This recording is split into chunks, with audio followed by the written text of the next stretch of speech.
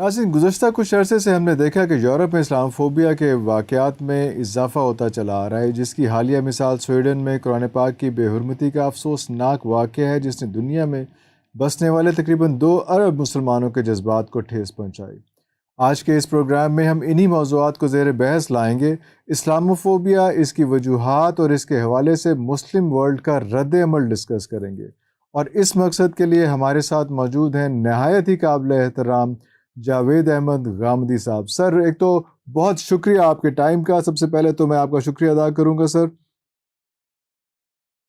آپ کی عنایت ہے، آپ یاد رکھتے ہیں۔ اللہ اکبر۔ سر، مجھے یہ بتائیے گا کہ یہ اسلاموفوبیا ایکچولی ٹرم ہے کیا، کہاں سے ڈرائیو ہوئی اور یہ فینومینا کیسے شروع ہوا؟ میں تو یہ سمجھتا ہوں کہ یہ بہت پرانی چیز ہے۔ صلیبی جنگوں کے پس منظر میں بھی آپ کو اس کے اثرات نظر آئیں گے۔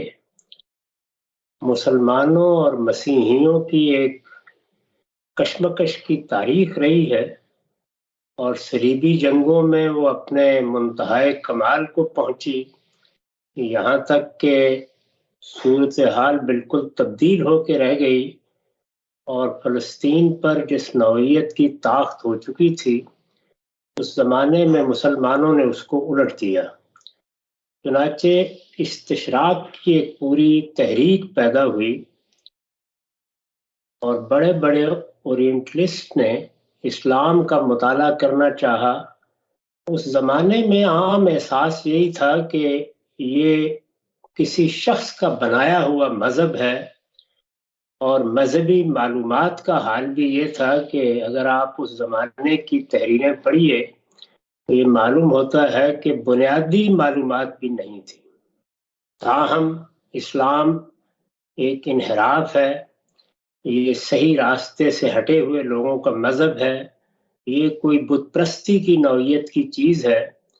اس طرح کے تاثرات ایک لمبے عرصے تک رہے، یہاں تک کہ علم عام ہونا شروع ہوا، فاصلے کم ہوئے، لوگوں نے ایک دوسرے کو پڑھنا، سمجھنا، دیکھنا شروع کیا۔ خود مغربی قوموں کی بڑی بڑی سلطنتیں ہمارے علاقوں میں قائم ہو گئیں، اس کے نتیجے میں بھی تبادلہ خیالات کے موقع ملے تو تبدیلی آنے لگی، اور اس تبدیلی کے بڑے اچھے اثرات تھے۔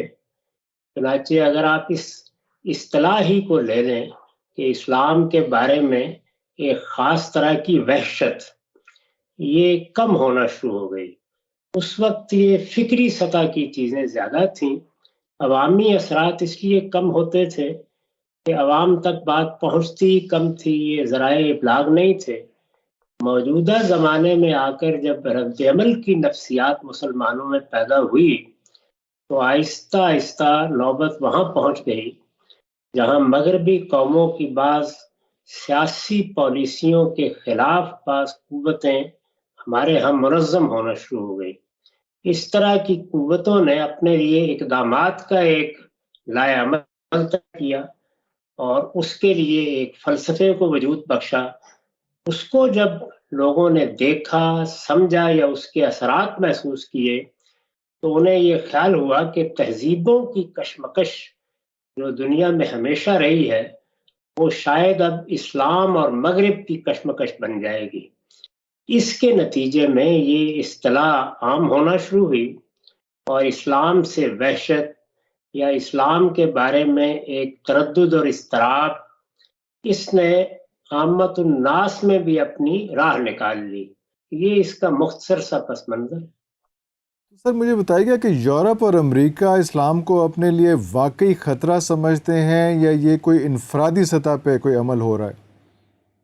اس طرح کی کوئی چیز نہیں ہے، نہ عامت الناس میں اس طرح کی کوئی چیز ہے، نہ ریاستوں کی سطح پر اس طرح کا کوئی معاملہ ہے۔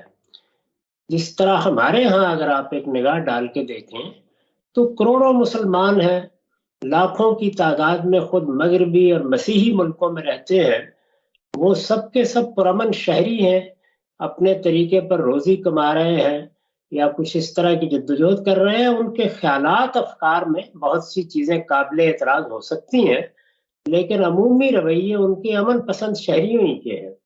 ایک قلیل تعداد ہے جو بعض اوقات بعض مذہبی تعبیرات کو غلط طریقے سے اختیار کر کے اور بعض موقعوں پر اپنے سیاسی رد عمل کی ایک خاص تعبیر کر کے ایسے خیالات کا اظہار کرتی ہے جس سے یہ خیال ہوتا ہے کہ مسلمانوں کے ہاں ایک بڑا فکر موجود ہے جو شاید مغرب کے لیے خطرہ بن سکتا ہے۔ بالکل اسی طرح سے جیسے ہمارے ہاں یہ لوگ ہزاروں کی تعداد میں بھی نہیں ہوں گے، رد عمل میں بھی اسی طرح کی صورتحال ہے۔ یعنی ایک پروپیگنڈے کی فضا ضرور بنا دی جاتی ہے، اور اس طرح کا کوئی واقعہ ہوتا ہے تو اس کو میڈیا بھی بہت اچھالتا ہے، لیکن میں تو مغرب کو دیکھ چکا ہوں، لوگوں سے بات بھی ہوئی ہے، ان کے اندر رہ کر بھی دیکھا ہے، عوام میں اور ریاست کی سطح پر لوگوں کو معلوم بھی نہیں ہے کہ یہ کیا چیزیں اور کیا نہیں ہے، نہ کسی کو اتنی فرصت ہے۔ اس طرح ہمارے ہاں چند ہزار لوگ اس طرح کے عمل کا اظہار کرتے ہیں، ادھر رد عمل میں بھی چند ہزار سے زیادہ لوگ نہیں ہوں گے اگر ساری دنیا کا جائزہ لیا جائے۔ بالکل ٹھیک ہو گیا سر۔ قرآن و حدیث کی روشنی میں بلیسفیمی کی سزا کیا ہے؟ جبکہ یہ واقعہ اگر کسی غیر مسلم ریاست میں ہوتا ہے تو پھر اس کی سزا کیا ہوگی، یا اس کو کیسے ہینڈل کیا جائے گا، کیا کیا کیا جائے گا؟ اس کی کوئی سزا اسلام میں مقرر نہیں کی گئی۔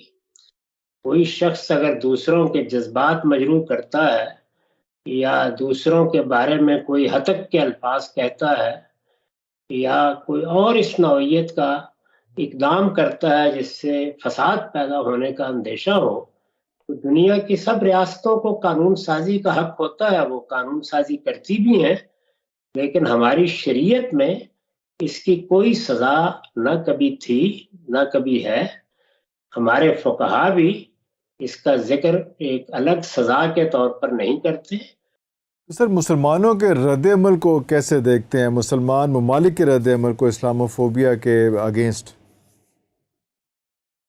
اس میں بہت کچھ تنوع رہتا ہے، یعنی بہت سے مسلمان ممالک میں تو حکومتیں اپنی سطح پر احتجاج کرتی ہیں یا توجہ دلاتی ہیں یا حکومتوں سے کہتی ہیں، اور اس میں کوئی حرج کی بات بھی نہیں ہے۔ عامت الناس کا کوئی ایسا رد عمل نہیں ہوتا میرے علم کی حد تک۔ اس طرح کے رد عمل کے عوام باہر نکل آئے اور اس پر مضامین لکھے جا رہے ہوں اور مطالبات کیے جا رہے ہوں، یہ یا بر صغیر میں آپ کو نظر آتا ہے، بر صغیر میں بھی اب پاکستان ہی کے حد تک، اور یا زیادہ سے زیادہ انڈونیشیا وغیرہ بعض ممالک میں آپ دیکھتے ہیں، ورنہ عالم اسلام میں عوامی سطح پر کوئی خاص رد عمل نہیں ہوتا۔ لوگ یہ سمجھتے ہیں کہ دنیا بہت بڑی ہے، اس میں ہر طرح کے لوگ ہوں گے، اور وہ اس طرح کی بعض حماقتیں بھی کر دیتے ہیں جو دوسروں کے لیے دل آزاری کا باعث بنتی ہیں۔ مقامی سطح پر البتہ مثلا سویڈن میں ایک واقعہ ہوا ہے، ڈنمارک میں ہوا ہے، تو لوگ وہاں موجود ہیں، وہ رد عمل ظاہر بھی کرتے ہیں، مظاہرے بھی ہو جاتے ہیں، اور میرے خیال میں جس طرح کا مظاہرہ مسلمانوں میں سویڈن میں کیا ہے وہ بہت شائستہ طریقہ ہے اپنے جذبات کے اظہار کا۔ اگر آپ قانون کے مطابق اپنے جذبات کا اظہار کرتے ہیں یا ریاستوں کی سطح پر جو احتجاج کے سفارتی طریقے ہوتے ہیں وہ اختیار کرتے ہیں تو اس پر کسی کو اعتراض نہیں ہوتا، لیکن جب آپ نعرے لگاتے ہیں اور ہنگامہ کرتے ہیں اور احتجاج کرتے ہیں اور توڑ پھوڑ کرتے ہیں اور امن و امان کو خطرے میں ڈالتے ہیں تو وہ اپنے ملک میں ڈالیں، اس صورت میں بھی جرم ہے، کسی دوسرے ملک میں یہ کام کریں تو اس صورت میں بھی جرم ہے۔ اس سے مسلمانوں کو آخری درجے میں اجتناب کرنا چاہیے اور اللہ کی اس ہدایت پر عمل کرنا چاہیے کہ ہم امن کے پیغمبر ہیں، ہمارا کام یہ ہے کہ اپنے مذہب کو استدلال یعنی ریزننگ کے ساتھ پیش کریں، اور یہ موقع بہترین موقع ہوتے ہیں، لوگ متوجہ ہو جاتے ہیں، اس موقع پر قرآن سنانا چاہیے، قرآن کا تعارف کرانا چاہیے، قرآن کا پیغام پہنچانا چاہیے، بہت شائستہ اور بہت مہذب اسلوب میں۔ یہی ہمارا رد عمل ہمیں اللہ کی کتاب نے سکھایا ہے۔ اس سے آگے میں نے عرض کر دیا کہ تہذیبی روایات یا سیاسی روایات کا لحاظ کر کے آپ نے کوئی مظاہرہ کر دیا، اپنے جذبات کا اظہار کر دیا یا سفارتی سطح پر کوئی بات کر دی، اس سے آگے ایک قدم بھی نہیں رکھنا چاہیے۔ تو سر ہم دیکھتے ہیں کہ جب یہودی جو ہیں ان کے بارے میں کوئی ایسی بات آئے، ایسی سچویشن آئے تو بہت پوزیسو ہیں، بہت اگریسو ہیں اس معاملے میں، تو وہ تو بڑا ہیوی ایگریشن جو ہے وہ دکھاتے ہیں. تو ہمیں بھی اس طرح کا ایگریشن نہیں دکھانا چاہیے یا ہمیں جو ہے وہ بالکل اس کو میلو ڈاؤن کر دینا چاہیے؟ کیا آپ کے رائے میں کیا یہ کیسے کرنا چاہیے ہمیں اس کو؟ مغربی ملکوں میں یہود رد عمل کا اظہار نہیں کرتے. یعنی انہوں نے کب توڑ پھوڑ کی ہے، کب اس طرح کے معاملات کیے ہیں؟ وہ ابتدائی زمانے میں جب جرمنی میں ان کے ساتھ ایک جبر کا معاملہ کیا گیا تو لوگوں کی ہمدردی ان کے ساتھ ہو گئی. اور مغرب میں چونکہ بہت سی قوموں نے وہ جنگ جیتی ہے اور اس میں وہ مظالم دیکھے ہیں، وہ ان کے یہاں ایک حقیقت بن چکے ہیں، تو اس کے بارے میں کچھ قانون سازی بھی کر دی گئی ہے. یہ ابھی روایت ہے جو پہلے سے موجود ہے. مسلمانوں کو اس طرح کے معاملات میں اس پر قیاس نہیں کرنا چاہیے. یعنی یہود کے ساتھ جو کچھ مغرب میں ہوا، جو کچھ جنگ عظیم سے پہلے ہوا، جس طرح سے مغربی قوموں کی ہمدردی انہوں نے حاصل کی، جیسے انہوں نے دوسری جنگ عظیم میں ساتھ دیا، پہلی جنگ عظیم میں ساتھ دیا، پہلی جنگ عظیم میں ساتھ دینے کے معاوضے میں خود برطانیہ عظما نے ان کے لیے ایک الگ سلطنت کا اہتمام کیا. تو ہمیں یہ تاریخ فراموش نہیں کرنی چاہیے کہ وہ ایک اقلیت کے گروہ کی حیثیت سے لوگوں کی ہمدردی حاصل کر چکے ہیں. اس کے پیچھے ایک صدی کی جدوجہد ہے. اس کے بعد ہم وہ رد عمل بعض موقعوں پہ دیکھتے ہیں. مسلمانوں کا تعارف ابھی نیا تعارف تھا. انہیں پہلے اپنا دین بتانا چاہیے، اپنا پیغام پہنچانا چاہیے. پھر مسلمان یہود کی طرح کوئی کروڑ دو کروڑ نہیں ہے، وہ اربوں کی تعداد میں ہے اور اس وقت دنیا کے ہر ملک میں موجود ہے. ان کی موجودگی کو دنیا محسوس بھی کرتی ہے اور وہ اپنی جگہ بھی بنا رہی ہے. اور مغربی ملکوں کے جمہوری نظام میں اب آپ دیکھتے چلے جا رہے ہیں کہ برطانیہ میں اس وقت ایک ہندوستانی پس منظر کا شخص وزیر اعظم ہے. کبھی سوچا جا سکتا تھا؟ وہاں لندن کا میئر ایک پاکستانی پس منظر کا شخص ہے، مسلمان ہے. یہ ساری تبدیلیاں بتدریج آنی ہے. تو اس کے بعد مسلمانوں کا اثر و رسوخ بھی ان ملکوں میں بڑھتا چلا جائے گا، جیسے کہ فرانس میں ہم دیکھ رہے ہیں اور بعض ملکوں میں بھی. تو آپ دیکھیں گے کہ اس کے اثرات ماحول پر، معاشرے پر اور تہذیبی روایات پر بھی ہوں گے. یہ چیزیں ایک دن میں حاصل نہیں ہوتی. اس وقت اگر رد عمل کا اظہار کریں گے تو اس سے نقصان ہوگا اور پے در پے نقصان اٹھایا جا رہا ہے. مجھے نہیں معلوم کہ میری اپنی پبلک زندگی کے پچھلے 50 سالوں میں نے اس رد عمل کا کوئی رتی برابر فائدہ ہوتے دیکھا ہو. اس کا نقصان ہی ہوا ہے. اس سے کوئی چیز بھی حاصل نہیں ہوتی اور اللہ تعالیٰ کی تعلیمات کے بھی بالکل خلاف ہے. اللہ تعالیٰ نے قرآن میں ہمیں یہ بتایا تھا کہ جب اس طرح کی کوئی چیز ہو، ہتک کی، استہزاء کی، استخفاف کی، مذاق اڑانے کی، تو وہاں سے گریز کر جاؤ. اور اگر کوئی جہالت پر اتر آئے تو آرزن الجاہلین، اس طرح کے جو حالات سے آدمی کو منہ پھیر لینا چاہیے. تو ہمیں اعراض کا، نظر انداز کرنے کا، صرف نظر کا حکم دیا گیا ہے اور یہ ہمارے لیے دعوت کے مواقع ہوتے ہیں. ہمیں ان سے فائدہ اٹھا کر اپنی کتاب اور اپنے پیغمبر کا تعارف کرانا چاہیے. سر بڑی خوبصورت بات کی آپ نے، لیکن صورتحال اس قسم کی بن جاتی ہے کہ اگر آپ یہودی فلسفی کو ڈی فیم کرتے ہیں تو اس کو کرمنل افینس سمجھا جاتا ہے. تو کیا ہمارے لیے بھی ایسا کوئی قانون نہیں بن سکتا کہ اگر اسلامک فلسفی کو ڈی فیم کیا جائے یا یہ بلاسفیمی کی جائے تو اس پہ کوئی ایسا کرمنل افینس ہو جائے اس کے لیے؟ قانون تو ہر معاملے میں بن سکتا ہے اور اس کے لیے جدوجہد بھی کی جا سکتی ہے، لیکن قانون بنانے کے لیے ہنگامہ اور احتجاج نہیں ہوتا. کہ مغربی قومیں اپنے بارے میں طے کر چکی ہیں کہ وہ اب آزادی کو ایک بنیادی قدر، ان کی بیسک ویلیو ہے، اس کے طریقے پر محفوظ رکھیں گی. ان کا احساس ہے کہ کسی کی رائے پر اگر ادنا درجے میں، یہاں تک کہ تضحیک پر بھی اگر پابندی لگائی گئی تو یہ پابندی آگے بڑھے گی اور پھر اس زمانے کی طرف لوگوں کو لے جائے گی جب پابندیاں ہی پابندیاں تھیں. سائنس پر پابندیاں، فکر پر پابندیاں، علم پر پابندیاں، فلسفے پر پابندیاں. وہ یہ پابندیاں بدترین صورت میں مذہبی حکومتوں میں دیکھ چکے ہیں. اس وجہ سے خوف کی فضا ہے کہ اس طرح کی پابندی نہیں لگنی چاہیے. اسلام فریڈم آف ایکسپریشن یا فریڈم آف اسپیچ کے بارے میں کیا کہتا ہے اور اسلام اس کے ارد گرد باؤنڈری کون سی لگاتا ہے؟ یہی کہ آپ شائستہ طریقے سے، مہذب طریقے سے اپنی بات کریں گے. آپ کسی کا مذاق نہیں اڑائیں گے، کسی کو تمسخر کا نشانہ نہیں بنائیں گے، آپ کسی کے نام نہیں رکھیں گے، آپ تنابز بالالقاب نہیں کریں گے، لوگوں کے بارے میں حسن ظن سے کام لیں گے، کسی کی نیت پر حملہ آور نہیں ہوں گے، یہ اسلام کی اخلاقیات ہے۔ ان چیزوں کو ملحوظ رکھ کے ہر طرح کی آزادی ہے، جو کہنا چاہتے ہیں کہیں۔ اسلام کا تو اعلان ہے کہ لا اکراہ فی الدین، دین کے معاملے میں اللہ نے کوئی جبر روا نہیں رکھا، تو مسلمان کیسے روا رکھ سکتے ہیں؟ ہمیں تو یہ کہا گیا ہے کہ یہ دنیا آزادی کے اصول پر بنی ہے۔ اللہ تعالیٰ نے جو اس کائنات کا خالق ہے، لوگوں کو حق دیا ہے کہ وہ جو راستہ چاہے آزادی کے ساتھ اختیار کریں، لہٰذا کوئی شخص کوئی مذہب اختیار کرے، کوئی نظریہ اختیار کرے، اس کی تبلیغ کرے، تلقین کرے، دوسروں پر شائستہ تنقید کرے، یہ سب بالکل جائز ہے، اس پر کوئی پابندی نہیں لگائی جا سکتی۔ بس وہی اخلاقی اصول ہیں جو میں نے بیان کیے، ان اخلاقی اصولوں کی تلقین کرنی چاہیے، اور ان کی بنیاد پر اگر کوئی قانون سازی بھی کی جائے تو اس میں حرج نہیں ہے کہ کوئی شخص کسی کی نیت پر حملہ آور ہوتا ہے، کسی کے بارے میں بدزنی کا رویہ اختیار کرتا ہے، کسی کی ہتک کرتا ہے یا اس کا مزے کا اڑاتا ہے، تو جس طرح عام عدالتی کارروائی ہوتی ہے اور ہمارے ہاں ہتک کے قوانین بنے ہوئے ہیں، ان قوانین میں بہتری بھی لائی جا سکتی ہے، لیکن وہ اسی دائرے میں ہوں گے۔ کسی کی رائے پر، کسی کی تنقید پر، کسی کے نقطہ نظر پر یا اس کے اظہار پر یا اس کی تبلیغ یا اس کی اشاعت پر کوئی پابندی نہیں لگائی جا سکتی۔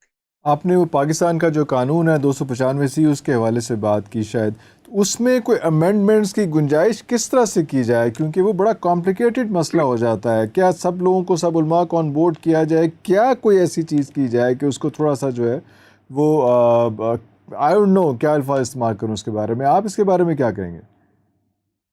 میرے خیال میں پاکستان میں ایک طرف اگر ہماری افواج ایک بڑی قوت ہے تو دوسری جانب مذہبی طبقے بھی ایک بڑی قوت بن چکے ہیں، اور ان کی افرادی قوت بھی ہے اور ان کے پس منظر کی ایک قوت بھی ان کو حاصل ہے، اور ریاست کو بھی چونکہ ان کی ضرورت پڑتی رہی ہے تو اس وجہ سے وہ بھی اس قوت کو ضائع نہیں ہونے دیتی۔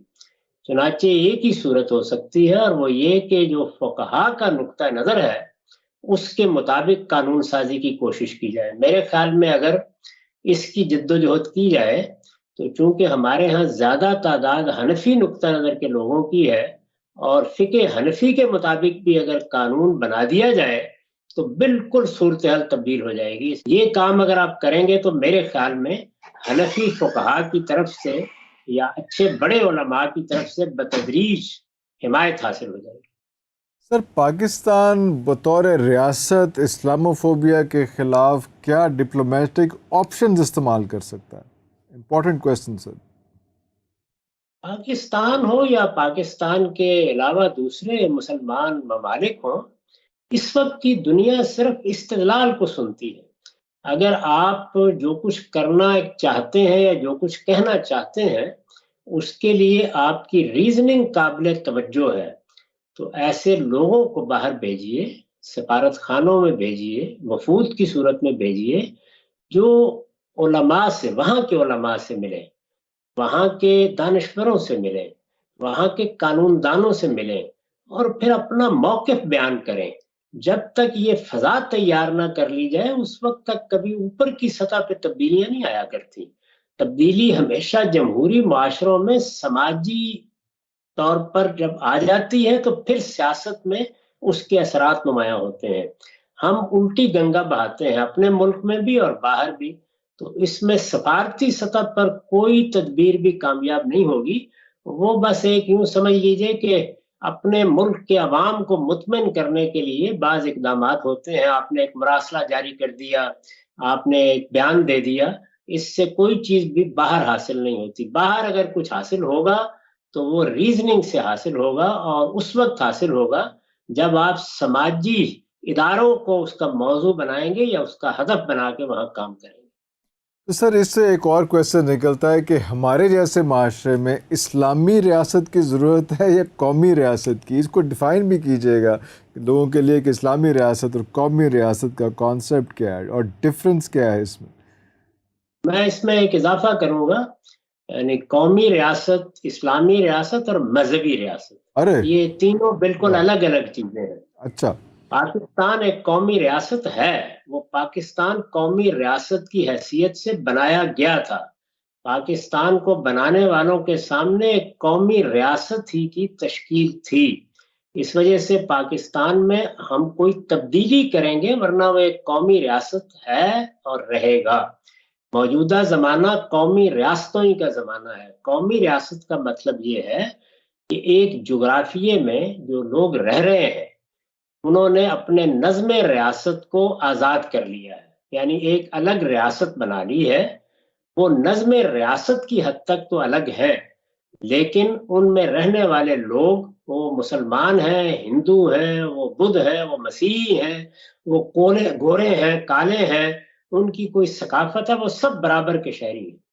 ان کے درمیان کوئی تفریق مذہب کی بنیاد پر، رنگ کی بنیاد پر، نسل کی بنیاد پر نہیں کی جا سکتی۔ ایک جغرافیے میں رہنے والے لوگ سب کے سب برابر کی شہریت رکھتے ہیں۔ یہ قومی ریاست کا تصور ہے۔ میں تو عالمی ریاست کے قائل لوگوں میں سے ہوں، جہاں پر وہ پابندیاں بھی ختم کی جائیں جو اس وقت نقل مکانی پر لگا کر لوگوں کو بعض جگہوں پر ڈربوں میں بند کر دیا گیا ہے، لیکن یہ قومی ریاست ہے۔ مذہبی ریاست کا مطلب یہ ہے کہ کوئی ایک خاص مذہب رکھنے والا طبقہ حکمران ہو گیا ہے۔ مذہبی طبقے کی حکومت، خواہ وہ مذہبی طبقہ کوئی ایک فرقے کا نمائندہ ہو یا وہ کسی پورے مذہب کا نمائندہ ہو، اگر یہ حکومت قائم ہو جائے، یہ ظاہرہ ہر حال میں غیر جمہوری ہوگی، استبدادی ہوگی، اس میں اس طبقے ہی کو حکومت کا حق حاصل ہوگا، اس میں باقی لوگ شامل نہیں ہوتے۔ تو یہ مذہبی حکومت ہے۔ اسلامی حکومت جمہوری حکومت ہوتی ہے، اس کو قومی حکومت سے کوئی گلہ نہیں ہے، وہ ہر طرح کے معاشرے کے اندر قابل عمل ہے۔ چنانچہ قومی حکومت میں بھی اگر مسلمانوں کی اکثریت ہے تو اسلام چند چیزوں کا مطالبہ کرتا ہے جو ان کو اپنی ریاست میں ملحوظ رکھنی چاہیے۔ چند چیزیں ہیں جن میں اسلام نے قانون کی سطح پر ہدایات دی ہیں، باقی کوئی چیز نہیں ہے۔ تو اسلامی ریاست تو ایک جمہوری ریاست ہوتی ہے، اور وہ قومی ریاست بھی ہو سکتی ہے، عالمی ریاست بھی ہو سکتی ہے، اس میں کوئی معنی نہیں ہے۔ مذہبی ریاست البتہ استبدادی ہوگی، وہ لازماً فاشزم کی بنیاد پر قائم ہوگی، وہ کبھی جمہوری نہیں ہو سکتی۔ سر، اس میں آپ کی بات سے ایک اور کویسچن نکل رہا ہے یہاں پہ کہ مذہب کا اور سیاست کا آپس کا کیا تعلق ہے؟ کوئی تعلق ہے بھی کہ یہ اپوزٹ چیزیں ہیں یا ایک ہی چیز ہے؟ دیکھیے، مذہب ہے۔ مذہب میں زندگی کے ہر معاملے سے متعلق کوئی نہ کوئی ہدایت کی گئی ہے، اس لیے کہ مذہب پوری زندگی کو اخلاقی اصولوں کا پابند کرنا چاہتا ہے۔ تو میں کاروبار کرنے کے لیے جاتا ہوں، وہاں بھی مذہب کچھ اخلاقی اصول بتاتا ہے۔ میں سیاست کرتا ہوں تو وہاں بھی، ابھی میں نے آپ کے سوال کے جواب میں یہ عرض کیا کہ اگر مسلمانوں کو کسی جگہ اکثریت ہے اور ان کی ایک جمہوری حکومت قائم ہے تو مسلمان حکمرانوں کو اللہ تعالیٰ نے 5 باتوں کا پابند کیا اور گن کر پابند کیا ہے۔ ایک یہ کہ مسلمانوں کی حکومت جمعے کا، عیدین کا اور عمرے اور حج کا اہتمام کرے گی، یہ اس کی ذمہ داری ہے۔ دوسرے یہ کہ ٹیکس کی بجائے مسلمانوں سے زکوٰۃ لی جائے گی اور نظم حکومت اس پر چلایا جائے گا۔ تیسرے یہ کہ اللہ تعالیٰ نے کچھ جرائم کی سزائیں مقرر کی ہیں، وہ اگر مسلمانوں میں سے کوئی ان جرائم کا ارتکاب کرے گا اور اس کی کے لیے کوئی رعایت کی گنجائش نہیں ہوگی تو وہ سزائیں ان کو دی جائیں گی۔ چوتھے یہ کہ اگر مسلمانوں کو کہیں ظلم کا، عدوان کا سامنا ہوگا تو ظلم اور زیادتی کے خلاف اگر طاقت ہوگی تو جنگ کی جائے گی۔ اور پانچویں یہ کہ مسلمانوں کے قومی املاک نجی ملکیت میں نہیں دیے جائیں گے، ان کا فائدہ غریبوں کو منتقل کیا جائے گا۔ یہ 5 باتیں ہیں جو اسلام حکومت یا ریاست کے بارے میں کہتا ہے۔ اس کے سوا وہ کسی چیز میں مداخلت نہیں کرتا، اور خاص طور پر لوگوں کے شخصی معاملات میں مداخلت تو اسلامی قانون کی روح سے جرم ہے، کوئی شخص نہیں کر سکتا۔ تو اس طرح کی حکومت اگر کہیں قائم ہو تو وہ تو خدا کی رحمت ہوگی، اس کو میں اسلامی حکومت کہتا ہوں۔ بالکل ٹھیک ہو گیا۔ سر، مجھے یہ بتائیے کہ پاکستان آج کل جن حالات سے گزر رہا ہے تو اس کا کوئی حل آپ نکالیں گے؟ کیا کہیں گے آپ اس میں کہ یہ سیاست کا مسئلہ ہے یا مذہب کا مسئلہ ہے یا کس مسئلے میں ہم لوگ پھنسے ہوئے ہیں آج کل؟ اس میں بہت دفعہ یہ عرض کر چکا ہوں کہ پاکستان کی پیدائش کے ساتھ اس کو دو بیماریاں لگ گئیں، ایک سول ملٹری کشمکش اور ایک مذہبی اور قومی ریاست کی کشمکش۔ ہمیں اس کشمکش میں ایک واضح دو ٹوک صاف فیصلہ کرنا ہے۔ یہ فیصلہ جس دن ہم کر لیں گے اور ہمارے تمام ادارے اس کی پابندی کا فیصلہ کر لیں گے، اس دن یہ ملک راستے پر چل نکلے گا۔ لیکن اگر ہم نے یہ فیصلہ نہ کیا، اس میں منافقانہ رویے اختیار کیے رکھے، ان چیزوں کو ملانے کی کوشش کی، اگر آپ غور کریں تو ہماری 75 سال کی تاریخ ان دو چیزوں کو ملانے کی صحیح ہے۔ ارے سر میں نے یہ سوال اس لیے کیا تھا کہ میں یہ دیکھ رہا ہوں کہ بہت سا برین ڈرین ہو رہا ہے، بہت سے بچے جو ہیں وہ پاکستان سے یورپ اور امریکہ جا رہے ہیں ان دنوں میں۔ مجھے یہ خوف ہے کہ وہ بچے اتنے ایکوپڈ ہیں کہ وہ اتنے ہیوی قسم کے اسلاموفوبیا کا جو ایک بائے فنومینا چل رہا ہے اس کا مقابلہ کر سکیں گے، اور اگر وہ اتنے قابل ہیں تو وہ آپ بتائیں گے کیونکہ آپ وہاں پہ بیٹھے ہوئے ہیں، آپ روز یہ مسائل فیس کر رہے ہیں، اور اگر اس قابل نہیں ہیں تو ہمیں یہاں پہ ادھر کون سے ایسے اقدامات کرنے پڑیں گے کہ جو بچے پاکستان سے باہر جا رہے ہیں وہ اتنا ایکوپڈ ہوں کہ وہ ایک ایسا امیج لے کے جائیں اسلام کا کہ وہ اس سارے اسلاموفوبیک فیور کو جو ہے وہ فیس کر سکیں۔ میرے خیال میں اس کی ضرورت نہیں رہے گی، کیونکہ ان ملکوں میں بہت اچھے ادارے بن گئے ہیں، بہت اچھے اہل علم موجود ہیں۔ وہ لوگ آئیں گے تو بلکہ ہمارے ملک سے بہتر تربیت کے مواقع یہاں ان کے لیے میسر ہیں۔ میں یہاں کی مسجدوں کو دیکھتا ہوں، یہاں کے علمی اداروں کو دیکھتا ہوں، اس لیے اس میں کوئی فکر نہیں کرنی چاہیے۔ تاہم اس کے یہ معنی نہیں ہے کہ ہم پاکستان میں اپنے نوجوانوں کی تربیت سے غافل ہو جائیں۔ ہمیں ان کی تعلیم تربیت کا اہتمام کرنا چاہیے، اور تعلیم و تربیت کے اہتمام کے لیے بہت اقدامات خود ہمارے تعلیمی نظام کے لیے بھی ضروری ہیں، ہماری عمومی تربیت کے لیے بھی ضروری ہیں، وہ ہونے چاہیے۔ میں اس میں کوئی فکر مندی نہیں محسوس کرتا۔ میرے خیال میں بہت اچھے علمی تعلیمی ادارے مغربی ملکوں میں اور امریکہ میں تو خاص طور پر وجود پذیر ہو چکے ہیں، اور نوجوان جاتے ہیں وہاں، ہزاروں کی تعداد میں جاتے ہیں، سنتے ہیں، سمجھتے ہیں۔ وہاں پر بھی مسائل موجود ہیں، لیکن ان مسائل کا حل نکل آئے گا۔ وہ مسائل تو ہر جگہ پائے جاتے ہیں۔ مذہبی فکر میں اگر کوئی مسئلے ہیں تو وہ وہاں بھی ہیں، وہ یہاں بھی ہیں، اور اگر کوئی نئی روشنی ہے تو وہاں بھی کوئی ٹمٹماتا سا دیا بن رہی ہے، یہاں بھی بن رہی ہے۔ تو دنیا اب تبدیل ہو گئی، اس میں آپ فکر مندی کی کوئی ضرورت نہیں ہے۔ لوگوں کے لیے جہاں کہیں بہتر مواقع ہیں، ہر ملک ملک ماست کے ملک خدائے ماست، وہ جائیں، جا کر قسمت آزمائی کریں ان معاشروں میں، بلکہ سیاست میں حصہ لیں، سماج میں اپنا کردار ادا کریں۔ وہ دیکھیں گے کہ کچھ عرصے کے بعد ان کی ایک آواز ہوگی، ان کا ایک حصہ ہوگا، اور وہ یہاں ایک بڑا کردار ادا کر رہے ہوں گے۔ زبردست سر، ایک اور لاسٹ کویسچن بس یہ، اور بڑا امپورٹنٹ کویسچن ہے، اور میں چاہوں گا کہ ذرا مفصل اس کا جواب دیجیے آپ کہ رول آف میڈیا کیا ہے اسلاموفوبیا کے لیے، کیونکہ یہ ہم اس پہ بھی ویک ہیں، باقی تو اپنی تعلیم و تربیت پہ تو ویک ہیں، لیکن جو میڈیا وار ہے، جو پروپیگنڈا وار ہے، اس میں بھی ہم بہت ویک نظر آ رہے ہیں۔ آپ کو اس کا کوئی سلوشن نظر آتا ہے؟ میرے نزدیک میڈیا میں جو لوگ کام کرنے کے لیے آتے ہیں ان میں بہت کم لوگ ایسے ہیں جو اس سارے مسئلے کا علمی سطح پر مطالعہ رکھتے ہوں۔ ہر چیز کے لیے کچھ اختصاص یا مہارت کی ضرورت ہوتی ہے، تو اس کا اہتمام کرنا چاہیے، ہر میڈیا چینل کو کرنا چاہیے۔ اب تو شاید معاملہ چینل سے آگے، جس طرح آپ لوگ اب میدان میں آ رہے ہیں، انفرادی چینل کا بنتا چلا جا رہا ہے، تو اس میں بھی یہ کرنا چاہیے کہ لوگ خاص مہارت پیدا کریں۔ مثلا اسلام کیا ہے، مثال کے طور پر خود اسلامی فکر میں اسلام کی بات اب نہیں کر رہا، اسلامی فکر میں ظاہر فکر لوگ پیدا کرتے ہیں، کیا چیزیں ہیں جو خرابی کا باعث بن سکتی ہیں، جن کی غلط تعبیر ہو سکتی ہے، ان میں سے ایک ایک چیز کو جرات مندی سے موضوع بنا کر اس کی تحلیل کی جائے تو بڑا کردار ادا کر سکتا ہے۔ میرا احساس تو یہ ہے کہ اگر یہ میڈیا نہ ہوتا اور اس کو یہ آزادی نہ ہوتی تو کم سے کم میں تو اپنے فکر کے بارے میں یہ محسوس کرتا ہوں کہ وہ شاید ابھی سلطان پورے یا لاہور کی کسی گلی تک محدود ہوتا۔ تو یہ چیز بڑی غیر معمولی ہے دور حاضر میں، اس نے دنیا تبدیل کر دی ہے۔ اس سے کام لینے کے لیے لوگوں کو تیاری کرنی چاہیے، اور اس کے جدید ذرائع پیدا ہو چکے ہیں ان سے فائدہ اٹھانا چاہیے. ہم اس میں بڑا پیچھے رہ جاتے ہیں اور ہمیشہ وہ کام جو دنیا کر چکی ہوتی ہے اس کو کہیں 50 سال بعد شروع کرتے ہیں. کوشش کرنی چاہیے کہ ہم اس میں اگلا قدم اٹھانے کی صلاحیت پیدا کریں.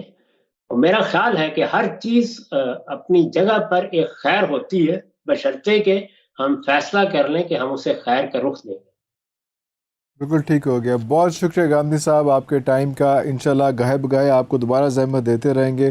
ناظرین، جو کرکس نکل رہا ہے اس وقت ان ڈسکشن کا، خاص طور پہ جو گاندھی صاحب نے جو ایک اگر اس کو ہم کوزے میں بند کریں تو وہ یہ ہے کہ جو ڈیزاسٹرز آتے ہیں وہ بہت بڑی اپرچونٹیز ہوتے ہیں، ان کا فائدہ اٹھایا جائے اور ان کو دیکھا جائے کہ کس طرح سے آگے ان چیزوں کو ایلیبریٹ کیا جا سکتا ہے. اور جب لوگوں کا فوکس ہو جاتا ہے کسی بھی کوئی ایسی سچویشن کے موقع پہ کہ جناب دیکھ رہے ہیں کہ اسلام کیا ہے اور چیزیں کیا ہیں، تو that is the best time, best moment کہ اس کو جو ہے وہ اسلام کی بڑے اچھے طریقے سے، بڑے شائستہ طریقے سے اس کی تشہیر کی جائے. اگلے پروگرام تک کے لیے اجازت دیجیے.